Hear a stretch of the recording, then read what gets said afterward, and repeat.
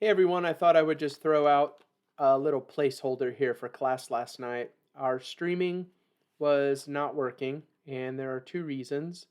One is the one I'm excited to tell you about. That's not my fault. YouTube was having some problems with the streaming, and so it just really did not work out. But also, part of the problem was my fault. I was trying to do some things at the church building to figure out how we could have a TV in the basement for overflow seating, and I changed some settings and did not change them back. And so, even for the 27 minutes that we did have before YouTube decided to freak out, we did not have any sound. So, you don't have the five enemies of unity part two. But if you're following along with the family class and you wanted to have the five enemies of unity instead of just the first two that we did last class, I thought that I would at least make a video and tell you why we had a problem in the first place and also what the rest of the story is, even though I'm not going to reproduce the whole class. So, the five enemies of unity, and you will remember this is from the Chick-fil-A model that I talked about in our last class. Number one is a lack of shared purpose. That's the idea of mission. We're all doing the same thing, we're all going to the same place, we're all going to get there in the same way, and that's how unity is going to happen. But if we don't have a shared mission and a shared purpose, then of course there's not going to be unity. The second one is poor communication. The idea from Chick-fil-A was something like if a person doesn't know what they're supposed to do or they don't have the tools to do it, then that's my fault. That's me not doing my job to provide for what people need. And so that falls under the category of poor communication. Number three, this is where we left off. And I spent quite a bit of time talking about this in class because this one is just shocking to me. I cannot believe that a national, I don't know if Chick-fil-A is international or not, but at least a national, like a major corporation, I can't believe that one of the things that they teach about to maintain their culture is to not gossip. And I remember in 2018 listening to the speaker say that if you want to destroy unity, then gossip is the way to do that. And so we talked about Proverbs chapter 6 and verses 16 through 19 in class last night. That's the thing where God says, six things the Lord hates, no, seven things that the Lord hates. And the seventh thing on the list is one who sows discord among brothers. That's family language. And so think about it this way God has said the words, if you create problems in the family, I hate that. And gossip is a really good way to accomplish that.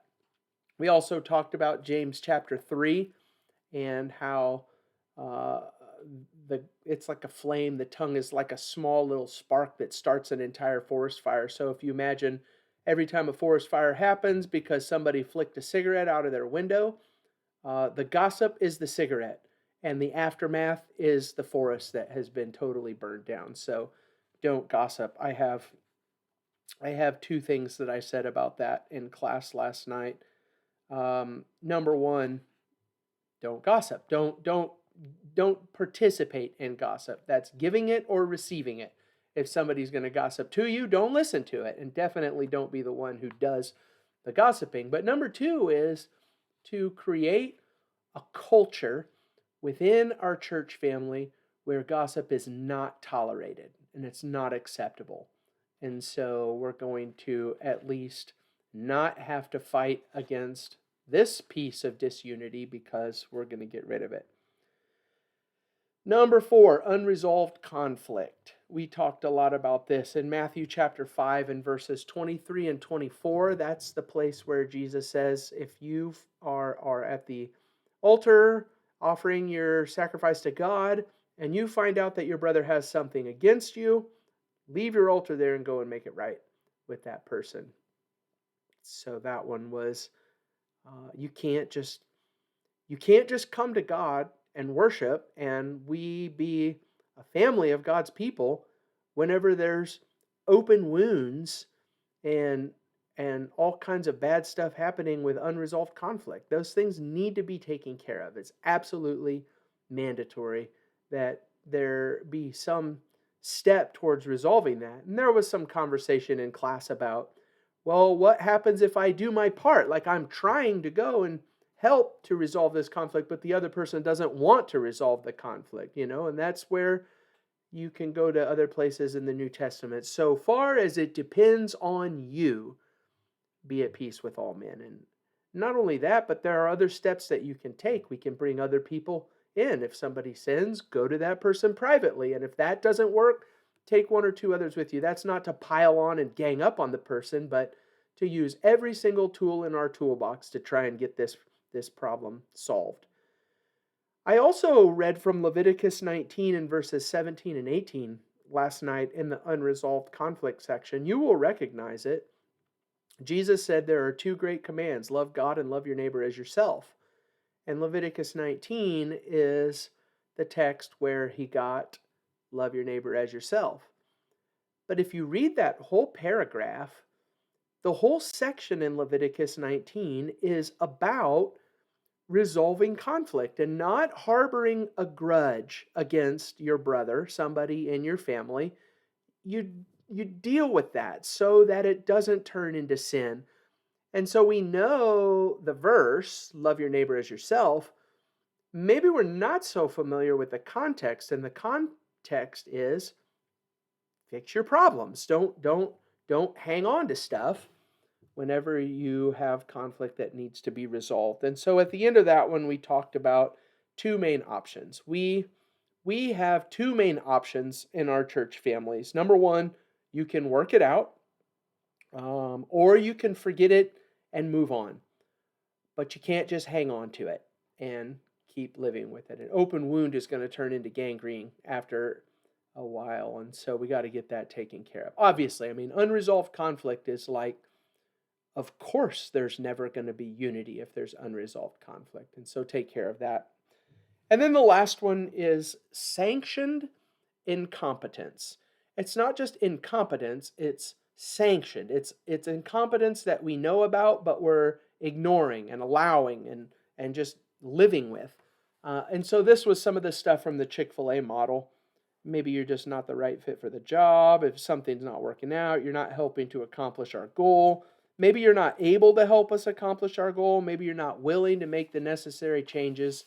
And in that case, it's time to go. I ran out of time at the end of class, but what I would really have loved to have done with this one is to open up the conversation to people who go out into the workforce every single day and ask them this question: how does sanctioned incompetence tear away at the unity within your workplace? And I can just, whenever I said that in class, I was like, I don't have enough time to talk about this, but I would love to ask you about it. And there was a ton of heads nodding. Oh yes, I could tell you a story about that. And I would love to have more conversation about that, but we just couldn't do that with class. This is the spot where we would turn to 1 Corinthians chapter 12 and how there's different parts of the body. The body's made up of eyes and ears and hands and feet.